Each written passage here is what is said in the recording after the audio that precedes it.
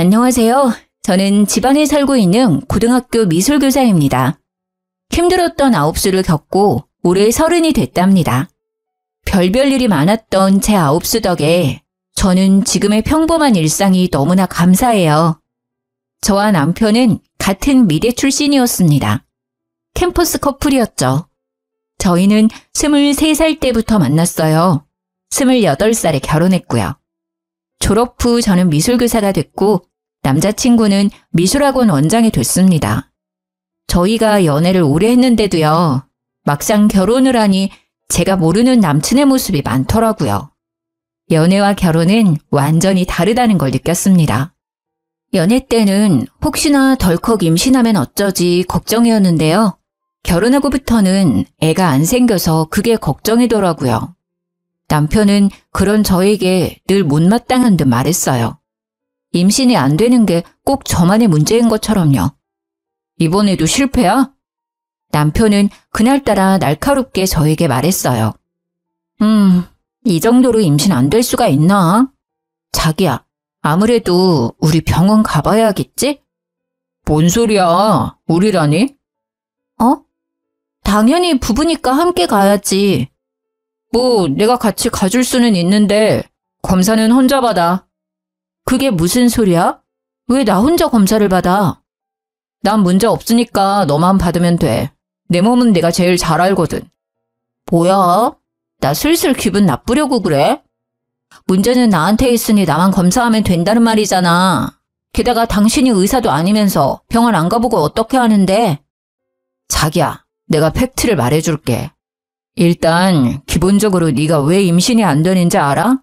네 스케줄이 너무 타이트하잖아. 바쁘고 피곤한데 자연 임신이 쉽게 되겠냐? 이제는 또 내가 바빠서 임신이 안 되는 거라고? 그래, 애가 너처럼 바쁜 사람한테 오고 싶겠냐? 너도 남들처럼 쉬엄쉬엄 일해. 그럼 애도 알아서 잘 찾아올걸?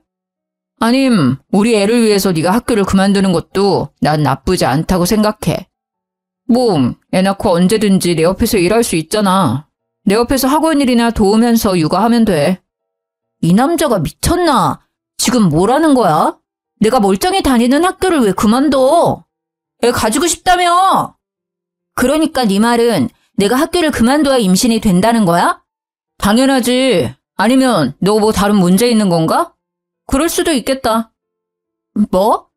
너 지금 되게 남일처럼 이야기한다. 나 네 부인이야. 그런 식으로 이야기한다고? 그리고 내가 바빠서 그런 거면 내 동료 교사들도 다 임신이 안 돼야지. 왜 나만 안 돼? 말이 되는 소리를 해. 그리고 애가 안 생기는 건 여자만의 문제가 아니야. 부부의 문제지. 넌 항상 묘하게 내 문제라고 단정짓더라. 난 남들 일하는 만큼 일하고 남들만큼 운동하고 남들만큼만 취미생활해. 내가 바쁜 게 아니라 당신이 너무 게으른 거지. 운동도 안 하고 맨날 피곤해하는 게 누군데. 자기네 체력을 좀 길러. 뭐 미래의 우리 아이를 위해서 학교를 그만둬? 그게 어떻게 우리 아이를 위한 거야? 난 애 생각해서 정년 퇴직할 때까지 학교 다닐 건데? 야, 솔직히 말이야. 인정할 거는 인정하자. 공무원보다 학원 입시 가르치는 게 돈 더 많이 벌잖아. 요즘 교사는 예전 같지 않잖아. 애들도 학교보다 학원을 더 의지하고. 당신은 쓸데없는 교사 자부심이 과해. 자부심이 아니라 자존심인가? 기가 막혀. 나는 돈이 중요한 게 아니야. 너 나중에 우리 애한테도 그딴 식으로 말할 거야? 애한테 엄마가 돈 때문에 교사 그만두고 강사 된 거야 하고 말할 거야? 그럼 애가 그 선택을 과연 기뻐할까? 나는 내가 이뤄낸 지금 이 자리 엄청 자랑스러워. 가만 보면 왜 툭하면 내 직업 가지고 시비 걸지? 너도 한때 학교 선생 꿈꿨던 사람이잖아. 알 거 아니야. 자존심이 아니라 학교에서 애들 가르치는 일 되게 보람차다는 거. 그리고 난 지금 환경이 좋아. 게다가 이것저것 따지고 보면 휴가나 보너스, 연금, 당연히 교사지. 어떻게 학원 강사가 더 낫냐? 너 말하는 꼬라지 보니까 미래가 딱 보여. 나중에 애 태어나면 애기야, 엄마는 선생이고 아빠는 강사 나부랭이야. 이럴 거지? 아빠 무시하는 엄마를 얘가 참 좋아하겠다. 왜 그렇게 자꾸 비꼬는데? 너는 그냥 강사 아니고 원장이잖아. 그리고 강사가 뭐 어때서? 난 강사를 무시하는 게 아니라 네가 굳이 교사랑 비교하니까 사실을 말한 거야. 난 입시미술학원 선생도 중요하고 학교 교사도 중요하다고 생각해. 각자마다 역할이 있는 거잖아. 항상 먼저 무시하는 건 내가 아니라 네 쪽이야. 그리고 내가 교사를 그만두면 임신될 거라는 헛소리도 좀 그만해. 지긋지긋하다. 남편한테 한 번을 앉으려고 해. 그래, 너 잘났다. 나야말로 지긋지긋하다. 너 말하는 거 들어보면 말이야. 임신에 대한 걱정을 하는 게 아니라 그냥 내가 교사인 게 마음에 안 드는 사람 같아. 그렇게 남편과 대판 싸웠는데요. 얼마 지나지 않아 시모가 전화가 왔어요. 연애 때는 그러지 않았는데 결혼하고부터는 무슨 일만 생기면요. 쪼르르 시모 찾아가서 이르더라고요. 예, 너 또 우리 아들 무시했냐? 어머님, 제가 남편 무시한 게 아니라요. 넌 어디서 배운 버리장머리니? 어디 시엠이 말하는데 말을 잘라먹냐? 그리고 감히 귀한 우리 아들을 매번 무시해? 네가 그렇게 잘났냐? 제가 반응이 없자 시엄마는 소리를 지르더라고요. 대답 안 하냐? 귀가 먹었어? 네, 어머님, 듣고 있어요. 내가 항상 말하잖냐. 애 앞에서 그놈의 교사 자랑질 좀 그만하라고. 너 내 아들 임용고시 힘들게 준비하다가 포기한 거 그새 잊었냐? 그 시절 옆에 있던 네가 제일 잘 알면서 어떻게 부인이라는 게 남편 마음을 그렇게 못 헤아려. 아이고, 심성이 그렇게 나쁘니 애가 쉽게 생길 리가 있나. 아유, 애도 못 낳는 게 무슨 선생이라고 유세를 떨기는. 솔직히 말해서요. 남편은 제가 임용고시 준비할 동안 항상 놀러 다녔거든요. 제가 봤을 때 죽을 만큼 열심히 하진 않았단 말이에요. 오히려 힘들게 공부해서 선생 된 건 저예요. 그래서 더더욱 저는요. 제게 쉽게 선생 그만두라 말하는 남편에게 화가 났죠. 제가 얼마나 울면서 공부했었는지 제일 잘하는 사람이니까요.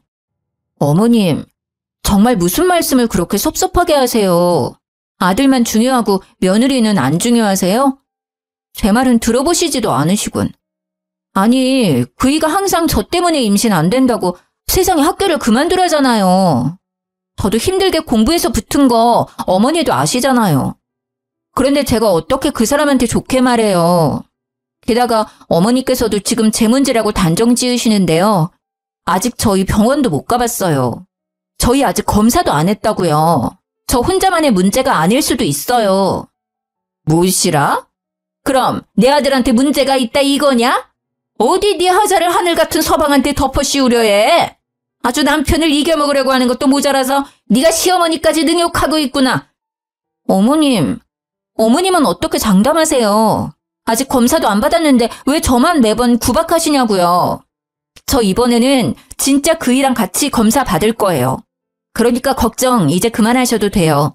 남편하고 알아서 해결해 볼게요. 참나, 고집하고는. 검사 받았는데 네 문제가 아니면 내가 너한테 무릎 꿇고 사과하마. 그건 즉 그럴 일은 절대 없다는 거지. 남편은 자기가 왜 그런 검사를 받아야 하냐고 싫다 했어요. 싫어. 보나마나 네 문제인데 왜 나한테 그래. 너 자꾸 같은 말 반복하게 할래? 우리 부부 아니니? 부부가 같이 검사 받는 게 맞는 거야. 그래야 누구 문제인지 알아내고 앞으로 어떻게 할지 의논하지. 그리고 밝혀내야 해. 그래야 어머님이 내게 사과할 거거든. 아유, 못 말려. 정확히 나한테 애도 못 낳는 게라고 하셨어.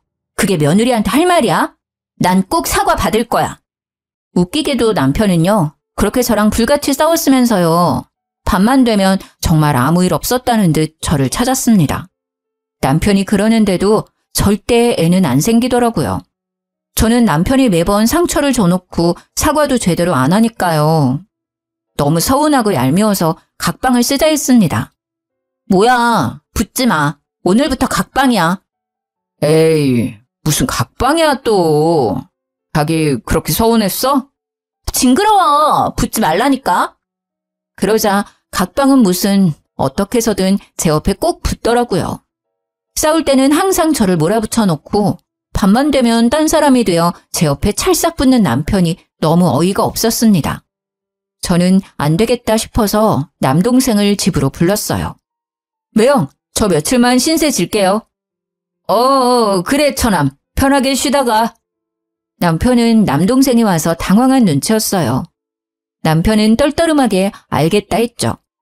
역시 동생이 있으니 남편은 쉽게 제 옆에 오지를 못했죠. 거의 2주 동안 남동생이 버티고 안 가니까요. 남편은 미치려고 했어요. 자기야, 처남 좀 집에 가라고 해. 싫어. 난 내 동생 있으니까 심부름도 시킬 수 있고 너무 좋아. 심부름? 아니 내가 있는데 왜 동생이 필요해? 그냥 당신은 내 말 잘 안 들어주니까? 뭐 하면 되는데 나한테 다 시켜. 그럼 같이 병원 가서 검사 받자. 아이씨, 또 그 얘기야? 어머니가 나한테 애도 못 낳는다고 막말하셨잖아. 나 평생 가슴속에 두고두고 간직하기를 바라는 거야? 아니 나보고 하자 있다는데 그 말이 쉽게 잊히겠어? 그 서름, 내 응어리 넌 몰라. 절대 쉽게 안 풀려. 내가 대신 미안하다. 미안하다고. 그러니까 처남 당장 보내. 그럼 당신도 미안해야지. 툭하면 어머님께 이르잖아. 그래, 미안하다고. 그니까 네 동생 빨리 가라 해. 검사는? 진짜 독하다, 독해. 받을게. 받으면 되잖아. 그렇게 남편은 제게 성의 없는 사과를 하고요. 저와 함께 병원에서 검사를 받았습니다. 물론 진심에서 우러나온 사과가 아니었지만요. 검사 결과요? 저는 나이에 비해 모든 게 건강했고요. 남편은 불임이었습니다. 제가 불임이라고요? 아니, 검사가 잘못된 거 아닌가요? 저는 너무나 건강한데요. 제가 아픈 건 아니었지만요. 막상 남편이 안 좋다니 마음 한구석이 되게 이상했어요. 그리고 우리는 아이를 쉽게 가질 수 없겠구나 싶었죠. 결과를 알게 된 제가 표정이 안 좋으니까요. 남편은 그동안 오해해서 미안했다고 싹싹 빌더라고요. 시모는 남편에게 듣고도 제게 사과를 안 하더군요. 그러다 시모는 제게 거의 애원하듯 부탁했습니다. 얘야, 다른 식구들한테는 말이다. 내 아들 불임인 거 절대 알리면 안 된다. 네 남편이 얼마나 미운이 안 살겠어. 내가 그동안 정말로 미안했다. 시모는 약속했던 무릎은 꿇지 않았어요. 영 시원찮은 사과였지만요. 그래도 사과는 받았기에 서운함이 수그러들더라고요. 제 남동생이랑 저는 나이 차이가 많이 나요. 제가 30대고 동생은 20대요. 동생은 대학생이지만 컴퓨터 프로그래밍 개발자로 일찍부터 돈을 벌었습니다. 그래서 저보다 모은 돈이 많았어요. 남편은 동생이 쓰는 전자기기 같은 걸 보고 항상 부러워했어요. 무선 헤드셋이나 노트북 같은 거요. 당연히 동생은 업무랑 관련된 거다 보니까 최고 사양인 것들만 썼죠. 그래서인지 남편은 툭 하면 말했어요. 저남 너무 경제 개념이 부족한 듯 싶어. 갑자기 무슨 소리야? 걔가 우리보다 경제에 빠삭한데? 자기가 몰라서 그래. 걔는 미국 경제까지 빠삭해. 그래? 처남 진짜 잔뜩 겉멋만 들었네. 아니 지금 처남이 20대 초반이잖아. 어려서 너무 소비 자제도 못하는 것 같아. 저렇게 막 쓰고 다니면 어떻게 돈을 모으지? 내 동생이 언제 돈을 막 쓰고 다녔는데? 아니 보면 항상 전자제품이 다 바뀌어 있잖아. 자기는 둔해서 그런 거 몰랐지? 처남 스마트폰 또 바꿨던데? 내가 알기로는 노트북도 바꾼 지 얼마 안 됐을 텐데. 처남이 가진 전자기기 값 다 합치잖아? 그럼 차 한 대 값일걸? 벌써 씀씀이가 저러면 나중에 더 큰일 나. 그리고 가끔은 우월감에 빠진 얼굴이 솔직히 건방스럽게도 느껴질 때 있어. 야, 말 가려가면서 해. 너 지금 내 앞에서 내 동생 험담하는 거야? 에이, 뭔 소리야. 험담이라니. 가족으로서 걱정돼서 말하는 거잖아. 진짜 이제는 한 가족이니까 말하는 거야. 남이었으면 이렇게 말도 안 해. 그냥 뒤에서 씹고 말지. 전자기기는 내 동생이 일할 게 필요하니까 바꾸는 거야. 아니, 내 동생이 명품을 밝혀? 아님 술 먹고 놀러를 다녀. 전자기기 말고는 돈도 안 쓰거든? 소비가 아니라 투자라고. 그리고 자기가 버는 능력껏 소비하고 있는 거니까 네가 괜히 사서 걱정하지 마. 방금 너 되게 꼰대 같았어. 야, 남편 보고 꼰대라니. 당신이 누나라면 지금부터라도 남동생 돈 관리 도와줘야지. 나중에 말이야 혹시라도 처남이 돈 없다고 누나한테 빌려달라고 하면 어쩔 건데? 사유에 따라 빌려줄 수도 있고 안 빌려줄 수도 있겠지. 그니까 그런 일이 벌어지지도 않았는데 왜 네가 사서 걱정이냐니까? 빌려도 너한테 안 빌려. 나한테 빌려달라 하겠지. 난 네 남편이니까 당연히 이런 걱정을 할 수밖에 없잖아. 돈 빌려주는 거 난 절대 반대야. 아무리 처남이라도 말이야. 가족끼리 돈 가지고 장난치는 꼴 못 봐? 자기 되게 웃긴다. 내 동생 지금 아무것도 안 했는데? 왜 자꾸 만약의 상황을 만들어서 애를 후려쳐? 참나, 내가 또 언제 그랬다고. 항상 자기는 동생 얘기에 과하게 예민하더라. 당연하지. 내가 아들처럼 키운 동생이니까. 그렇게 너무 감싸고 돌지 마. 버릇 안 좋아져. 네가 그렇게 내 동생 은근히 욕하니까 나 갑자기 궁금하다. 그러는 너는 돈 관리 잘하고 있어? 사실 난 내 동생보다 자기가 더 걱정이거든. 내가 너 저축하는 것부터 한번 봐줄게. 뭔 소리야. 난 알아서 하지. 나이가 몇 갠데? 저는 당황하는 남편의 얼굴을 보자 속으로 웃음이 났어요. 왜 당신은 나한테 항상 숨겨? 숨기다니 뭘? 난 알아서 잘하고 있어. 그러니까 잘하고 있는 거 나한테 자랑 좀 해봐. 당신은 나 돈 관리 어떻게 하는지 안 궁금해? 우리는 애초에 생활비 각출해서 쓰기로 했고 나머지는 결혼 전에 터치 안 하기로 했었잖아. 부부끼리도 지켜야 할 선 있잖아. 터치 안 하기로 했으면서 갑자기 말 바꾸는 거야? 그러니까 부부끼리 지켜야 할 선 있는 것처럼 말이야. 남매도 그런 거야. 처남과 매형 사이는 더더욱 그런 거고. 앞으로 내 동생한테 신경 꺼. 나도 간섭 안 하는데 왜 당신이 내 동생을 터치를 하려 해? 남편은 그제서야 알았다고 입을 삐죽거렸죠. 물론 그 뒤로도요. 남편은 제 동생을 걱정하는 척하며 은근 험담을 했습니다. 그러다 남동생한테 문자가 왔어요. 누나, 좀 만날 수 있어? 그 문자는 평소랑 사뭇 다른 분위기였어요. 사람의 감이라는 건 참 웃겨요. 저는 무슨 일이 일어났다는 걸 단번에 알아챘죠. 뭔 일이야? 빨리 말해. 너 때문에 학교에서 아주 궁금해 죽는 줄. 누나, 잠시만 마음의 준비를 좀 해봐. 무슨 말을 하려고 그렇게 뜸들여? 마음의 준비씩이나 해야 해? 근데 마음의 준비는 네가 해야 하는 거야? 아님 내가 해야 하는 거야? 누나가. 아니, 우리 둘 다 해야겠다. 남동생은요. 시간이 한참 흘렀는데도 입을 못 대더라고요. 누나, 요새 어때? 건강하지? 나? 건강하지. 그래? 그러면 매형은? 매형? 매형도 잘 먹고 잘 자고 건강해. 그럼 매형 요즘 학원 일은 어때? 저는 점점 더 불안해졌습니다. 아무리 마음의 준비를 했다고 해도 동생 입에서 매형이라는 단어가 나올 때마다 이상하게 심장이 내려앉는 듯 했어요. 갑자기? 매형 학원은 왜? 학원에 무슨 문제 있어? 문제? 없는데? 너 근데 왜 자꾸 매형 이야기야? 걔가 너한테 뭐라 하디? 설마 너 경제관념 없다고 막 기분 나쁘게 했어? 뭐야? 매형이 평소에 날 그렇게 말해? 경제관념 없다고? 매형 참 웃기네. 아니야. 매형은 친형처럼 그냥 걱정하는 거지. 모르겠다.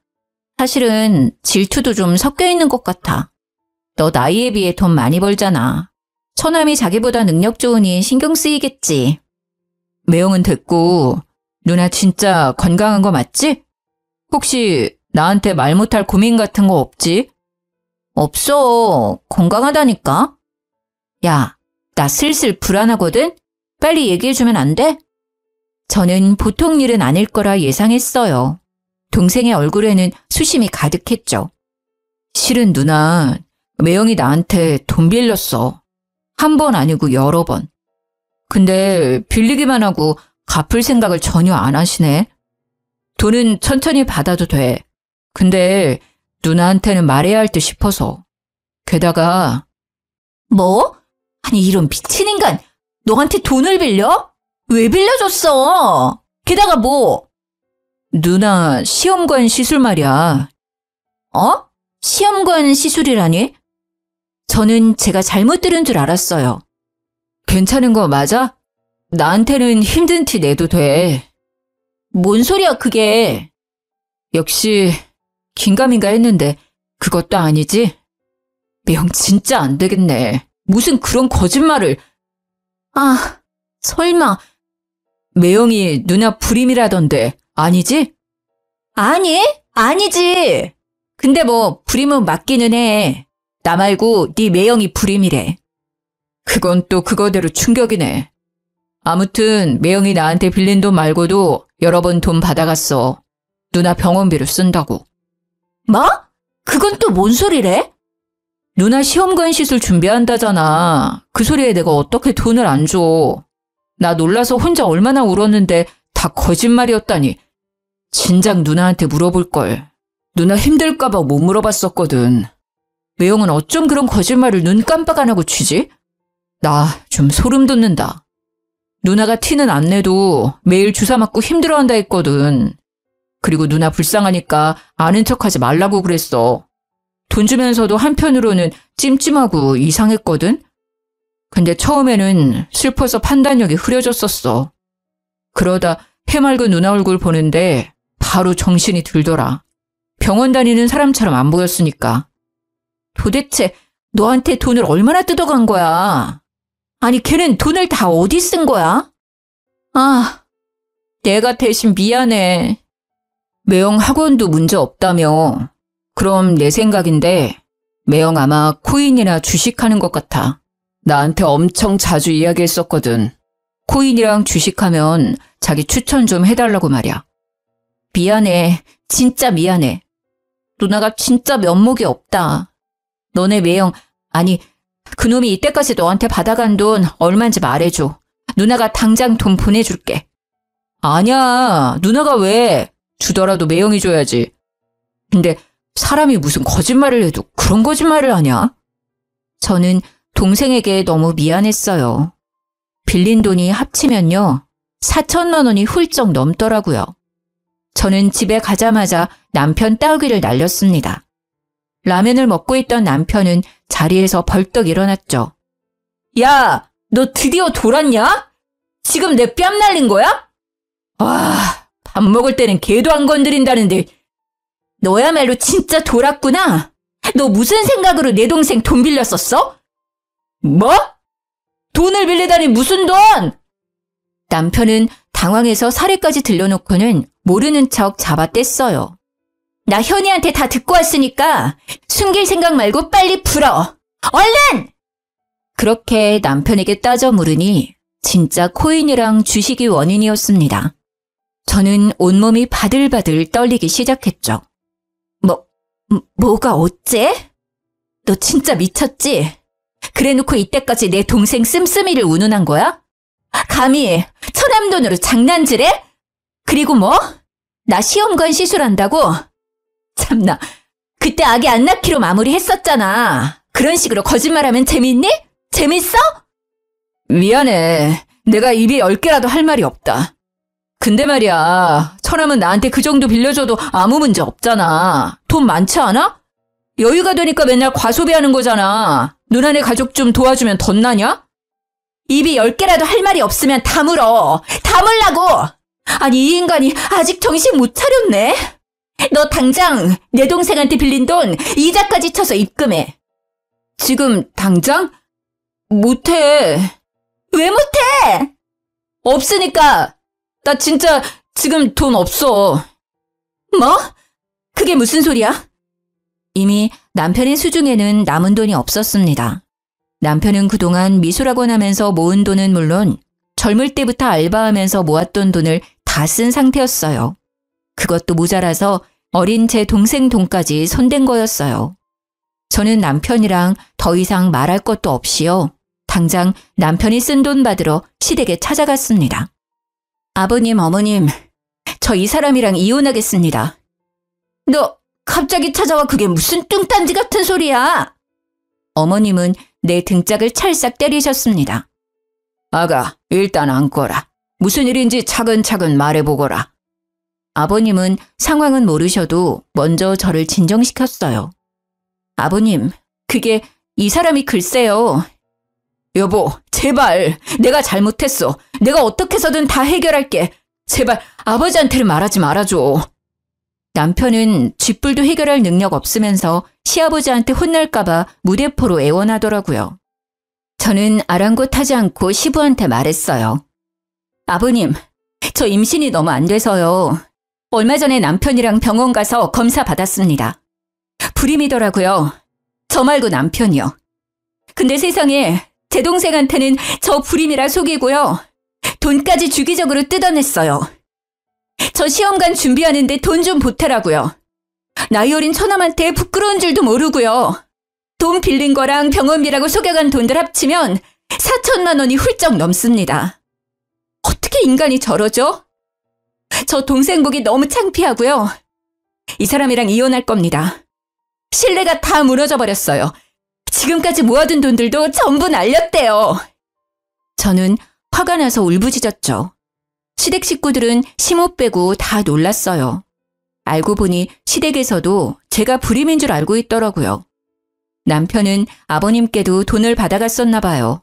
제가 불임으로 힘들어한다는 핑계로요. 너 아무리 그래도 시아빠 앞에서 꼭 이렇게까지 해야겠니?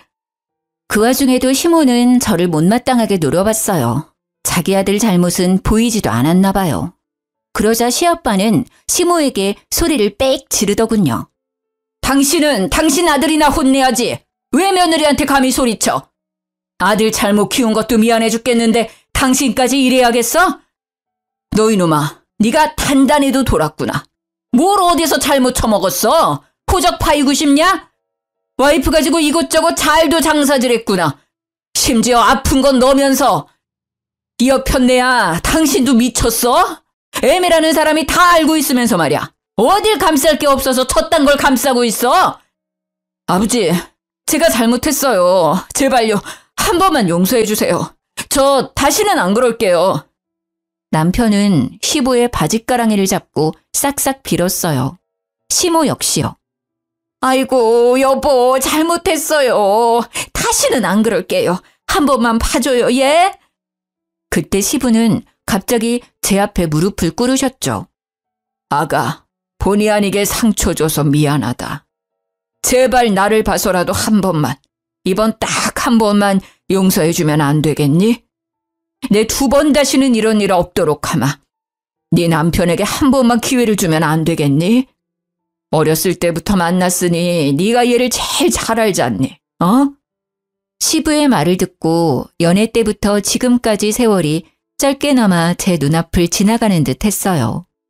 무조건 돈 받고 이혼할 거라 굳게 다짐했었는데요. 그렇게 시댁까지 찾아온 거였는데요. 순간 엄청 흔들렸죠. 제가 힘없이 주저앉아 우니까요. 남편도 이제야 정신을 차린 듯 울면서 사과하더라고요. 잘못했어. 여보, 다시는 안 그럴게. 내가 잠깐 뭐에 홀렸었나 봐. 저는 바보같이 남편에게 한 번 기회를 더 줬습니다. 동생 돈은요, 시부가 일부분 먼저 갚아주셨고요. 시부가 남편 미술학원 보증금을 해줬었는데요. 미술학원 문을 닫고 그 보증금으로 나머지 빌린 돈도 갚았습니다. 남편은 이미 학원 강사들 월급도 밀린 상태였더라고요. 그래서 시부는 고민도 없이 학원 접으라 하셨죠. 그렇게 모든 걸 원상복귀하고 남편이 이제는 철이 들지 않을까 기대했어요. 20대부터 자기가 일군 일터를 잃은 남편은요, 의외로 씩씩하게 잘 버텼어요. 시부는 남편에게 본인 식당에서 일 배우면서 돈의 소중함을 알라 하셨죠. 저는 내심 남편이 엇나갈까봐 걱정했었는데요. 곧 배워서 식당 일도 잘하더라고요. 시부모님은 칼국수 장사를 하세요. 같은 자리에서 10년 이상 하셨거든요. 맛집이라 TV에도 여러 번 나왔었습니다. 원래는 엄청 작은 가게였는데 지금은 돈 많이 벌어서 땅도 사고요. 크게 확장하셨죠. 시부는 항상 밀가루 장사가 많이 남는다고 하셨었는데 그게 진짜 마진이 많이 남는 장사였나 봐요. 시부는 남편이 정신 차리면 가게와 땅을 물려주신다 하시더라고요. 남편은 잠자코 일 열심히 했는데 시모는 계속 불만이셨죠. 아니 여보, 아무리 그래도요. 미대까지 나온 애를 칼국수집에 둬야겠어요? 미대 나온 게 대수야? 새아가처럼 임용이라도 붙어서 선생이라도 됐으면 몰라. 사고나 치고. 에휴, 또 그 소리야. 아, 됐어요. 내가 말을 말지. 시모는 그런 남편이 안쓰럽고 또 한편으로는 모든 일을 밝힌 제가 짜증났나 봐요. 남편이 학원 정리한 뒤로 언제나 저를 아니꼽게 쳐다봤죠. 그런데 저를 향한 시모의 그 미움은 저도 모르게 다른 곳으로 번지고 있었습니다. 진아, 엄마야. 엄마야? 핸드폰은 어쩌시고 무슨 번호야? 엄마, 울어요? 어디야? 병원에 있어. 병원이라니 어디 다치셨어요? 어느 병원이야? 빨리 말해요. 내가 당장 갈게. 엄마가 알려준 병원을 갔더니요. 엄마는 손등과 팔 부근에 화상을 입으신 상태였어요. 속상한 마음에 저는 그러면 안 되지만 엄마께 신경질을 내버렸죠. 조심 좀 하지 그랬어. 아니 뭐 하다가 이렇게 다친 거야. 엄마는 조용히 흐느끼셨어요. 처음에는 화상 때문에 놀라서 우시는 줄 알았는데요. 저는 엄마가 하는 말에 그만 얼어붙고 말았어요. 우리 딸, 못난 엄마 때문에 이혼하면 어째? 엄마가 미안해서 어째? 아, 지금 이 상황이 설마 나 때문에 벌어진 걸까 싶었죠. 아니나 다를까 제가 문제였어요. 아니, 정확히 말하자면 시댁이요. 저는 우시는 친정엄마를 겨우 진정시키고요. 마침내 진실을 알게 됐습니다. 그러니까 엄마, 우리 시부모 가게에서 일하다가 이렇게 다친 거라고? 엄마가 그 가게에서 왜 일해? 몇 달 전에 네 시엄마가 전화가 왔어. 너 불임이라고. 애도 못 낳는데 이혼시키고 싶다더라. 내가 죄송하다고 빌었지. 그랬더니 시험관 시술 준비하려면 돈이 많이 든다잖아. 근데 엄마가 돈이 있냐 뭐가 있어. 몸으로라도 그 빚 갚으려고 했지. 어떻게 하면 되냐고 여쭈니 가게 출근하라더라. 근데 엄마 생각보다 너무 힘들더라. 새벽부터 밤새 종일 일하고 칼국수 한 그릇만 먹으니 배도 엄청 고프고 서러웠어. 시아빠는 일주일에 3번 쉬거든요. 알고 보니 시모는요. 시부가 일 쉬는 날에 엄마를 불러서 일을 시킨 거예요. 무급으로 종일 일을 시켰다네요. 식사는 저녁에 칼국수 한 그릇 주고요. 엄마 말을 들어보니 남편이 가게로 온 뒤부터 엄마도 일을 시작했대요. 시모도 방관한 남편도 너무 화가 났습니다. 사돈, 설거지 좀 똑바로 해요. 네, 사돈 죄송해요. 사돈, 김치맛이 왜 이래? 누구 장사 망칠 일 있어요? 아이고, 네, 죄송합니다, 사돈. 시모는 엄마를 어려워하지도 않고요. 설거지에 서빙, 청소까지 야무지게 시켰다네요. 출근하면 김치까지 혼자 담그게 했답니다. 게다가 나중에는 호칭도 사돈이라고도 안 불렀대요. 그런 모욕감과 수치심을 견디면서까지 왜 친정엄마께서 바보같이 당했냐고요? 시모가 제가 불임이라 친정엄마를 속였으니까요. 게다가 남편도 그 거짓말을 거들었다네요. 장모님, 처남이 돈 사고를 쳐서요. 제가 수습했어요. 저 미술학원 접은 거요. 사실 처남 도와주다가 그렇게 됐습니다. 아이고 미안해서 어쩌나. 미안해, 내가 정말 미안해. 엄마는 또 아무것도 모르신 채로 남편에게 사죄했다네요. 그렇게 저와 이혼 안 하는 조건으로요. 엄마는 시댁 식당 일을 열심히 도왔던 겁니다. 사돈, 아니 시연엄마, 얼른 손님께 무릎 꿇어요. 하마터면 크게 다칠 뻔했잖아요. 이 뜨거운 걸 조심하지 않고. 정말 죄송합니다. 죽을 죄를 지었네요. 죄송합니다. 제가 눈이 잘 안 보이는 데다가 갑자기 빈혈기가 돌아서요. 조용히 하고 얼른 사과나 하세요. 아니요, 사장님, 저는 괜찮으니 그쯤 해주세요. 어머님, 괜찮으세요? 어머, 손 많이 다치신 것 같아요. 어떡해요? 병원에 빨리 가보세요. 시모가 난리치자 오히려 손님이 엄마 걱정을 더 해주셨대요. 아니 진짜 딸내미는 둬서 뭐해요? 아니 선생이면 뭐해? 애꾸는 엄마 눈도 안 고쳐주고 남의 장사 다 말아먹을 일 있나? 저희 친정엄마께서는요. 후천적인 이유로 한쪽 시력을 잃으신 상태거든요. 그래서 가끔 중심 잃을 때가 있으세요. 때문에 식당이라는 건 매우 위험합니다. 남편도 당연히 그 사실을 알고 있었고요. 안 그래도 엄마는 눈이 불편한데 하루 종일 굶기고 일을 시키니 빈혈까지 생겨서 사고가 난 거예요. 서빙하다가 그만 중심을 잃어버린 거죠. 그러면서도 엄마는 손님한테 피해갈까 봐요. 그대로 자기 품에 칼국수를 부은 거예요. 엄마 손은 뜨겁게 타들어가는데 시모라는 사람은 손님 앞에서 무릎 꿇게 하고요. 애꾸눈이라고 모욕감을 준 거였죠.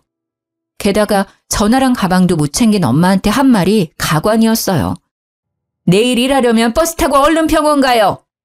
시모는 조금도 친정엄마를 걱정해주지 않았어요.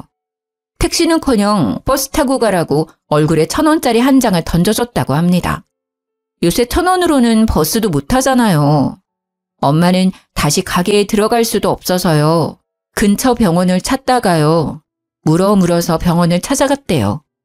그렇게 화상 입은 상태로 1시간 정도 헤맸다더라고요. 그 와중에도 저랑 제 동생 생각에 세상이 무너진 마음이셨대요. 저는 물상식한 시모와 모든 걸 방관한 남편에게 참을 수 없는 분노를 느꼈습니다. 저는 엄청 큰 보온병에요. 물을 가득 담아서 시부모 가게에 찾아갔습니다. 보온병을 들고서는 소리를 고래고래 질렀죠. 당신들 오늘 다 죽는 거야! 그러자 주방에서 시모와 남편이 뛰어나왔어요. 시부는 카운터에 서서 왜 그러냐고 저를 말리셨죠. 저는 아랑곳하지 않고 보온병 뚜껑을 열어서 시모와 남편에게 뿌리려고 다가갔어요. 그러자 시모랑 남편은 놀라서는 잘못했다고 무릎 꿇고 빌었습니다. 아, 잘못한 건 알아? 감히 우리 엄마한테 그따위 취급을 해? 어떻게 인간이 그래? 얘야, 무슨 일이냐? 부디 진정하고 말해보렴. 무슨 일이냐고요? 아버님, 기가 막혀서 도저히 제 입으로는 말 못하겠네요. 그때 이혼했었어야 해요. 이 미친 인간들이 제 친정엄마께 어떻게 한 줄 아세요? 야, 네가 직접 말해. 니들이 직접 말하라고. 내가 왜 왔는지 잘 알 거 아냐? 시모와 남편은 쭈뼛거리며 이때까지 있었던 일을 말했죠. 시부도 충격을 받았는지 잠시 휘청이셨습니다. 어머니, 아니 아줌마, 우리 엄마한테 애꾸눈이라 한 건 왜 빼요? 화상 입었는데 병원 가라고 얼굴에 1,000원 던졌다며. 온종일 일 시켜놓고는 일당으로 칼국수 한 그릇 줬다며. 내가 우스워? 우리 집이 그렇게 우스워? 니들이 뭐가 그렇게 잘났길래 우리 엄마 가슴에 상처를 줘? 저는 보온병을 열어서 남편이랑 시모에게 그대로 콸콸 부었습니다. 남편과 시모는 각기 다른 짧은 비명을 질렀죠. 당연히 보온병에 챙겨갔지만 끓는 물은 아니었어요. 정신 차리라고 얼음물을 챙겨왔었죠. 시모는 그게 뜨거운 물이 아닌 걸 알고는요. 곧바로 일어서서 저보고 정신 나갔냐고 뺨까지 때리더라고요. 또 머리채를 잡으려고 해서 저는 시모를 거칠게 밀쳐냈습니다. 시모와 남편은 여전히 반성은 없는 듯했죠. 남편은 제 보온병을 낚아채서 던지며 씩씩거리더군요. 시부는 그 광경에요. 조용히 저를 말리시며 말하셨습니다. 아가, 잠시 기다려봐라. 저런 미친 것들은 내가 처리하마. 너네는 진짜 뜨거운 맛을 봐야 해. 시부는 눈이 뒤집어져서 주방으로 그대로 달려가더군요. 펄펄 끓는 칼국수 육수를 한 바가지 푸는 시부를 보고요. 저도 놀라고 시모랑 남편은 다리에 힘이 풀려 싹싹 빌더라고요. 저는 진짜 뜨거운 물을 못 부어도 시부는 진짜 할 것 같았어요. 예상치 못한 상황에 당황한 저는 도리어 시부의 팔을 잡고 말렸습니다. 덜덜 떨던 남편과 시모는요. 바닥에 납작 엎드려 제게 사과하더군요. 시부는 자기가 어떻게 하면 좋겠냐고 면목이 없다 하셨어요. 저는 이제는 정말 이혼하고 싶다고 울어버렸죠. 그리고 친정엄마께 지금 이 모습에 배로 사과하라 했어요. 진심을 다해서요. 그리고 화상 치료 비용도 달라 했고요. 엄마 화상 입으신 것도 치료가 늦어져 흉터 오랫동안 남을 것 같았거든요. 그렇게 시모와 남편은 혹시라도 그날 정말 시부한테 죽을까 봐요. 제 친정엄마께 달려가 눈물 콧물 쏟으며 싹싹 빌었어요. 물론 엄마가 놀라실까 봐 시부랑 저도 함께 찾아갔습니다. 장모님, 아니 어머니, 제가 죽을 죄를 지었어요. 엄마가 그렇게 하실 때 저라도 말렸어야 했는데요. 제가 정말 잘못했습니다. 근데 저 진짜 이 사람 사랑해요. 이혼하기 싫어요. 말려주시면 안 될까요? 네? 어머니, 예전에 저 진짜 예뻐하셨잖아요. 네? 예정을 생각해서라도요. 저 사람 좀 설득해 주세요. 남편과 시모의 눈물이 가증스러운 악어의 눈물처럼 보여서 저는 속이 내내 울렁거렸답니다. 사돈, 부족하고 부족한 제 아들 한 번만 봐주셔요. 제가 앞으로 여왕처럼 우리 새애기랑 안싸돈 모실게요. 저희 모자에게 한 번만 기회를 주시면 안 될까요? 이렇게 부탁하고 또 부탁합니다. 평생 죄 갚고 살겠습니다. 이렇게 이혼하면 얘 사람 굿이라고 못 삽니다. 엄마는 속도 없으신지요. 괜찮다고 일어나라 하셨어요. 하지만 사과는 받지 않으셨죠. 잘 알겠습니다. 하지만 사과는 못 받겠네요. 저는 제 딸이 행복했으면 좋겠습니다. 지난 몇 개월간 사돈어른 가게에서 일하면서 느낀 건데요. 제 딸은 그런 집에서 절대 행복할 수 없을 것 같습니다. 그러니 제 딸을 그만 놓아주세요. 자네도 내 딸 이제 보내주게. 원래 각자가 살던 삶으로 돌아갔으만 해. 그리고 잠자코 지켜보던 시부는요. 엄마 손등을 이제야 발견하셨는지 너무 죄송하다고 울먹이며 사죄하셨죠. 시부의 사과만이 진심으로 느껴졌어요. 아무것도 가진 게 없는 남편 대신 시부가 치료비도 대신 보내주셨어요. 엄마와 제 동생, 그리고 제가 그동안 피해 입은 것도 미안하다고 다시 한번 남편과 시모 대신 사죄하셨고요. 그래서 시부에게 위자료로 5천만 원은 받았습니다. 시부는 그 뒤로도 남편과 시모가 소름 끼친다며 가게에서 쫓아냈어요. 대신 다른 친척분들과 같이 칼국수집 운영하고 계세요. 시부는 저보고 전 남편과 전 시모는 이제 가게에 없다며 언제든 편하게 먹으러 오라더라고요. 저희 가족에게 그 집 칼국수 평생 무료 이용권도 주셨어요. 물론 저희 가족은 그쪽 근처 갈릴 생각도 없지만요. 들어보니 시부도 시모랑 이혼 준비 중이었습니다.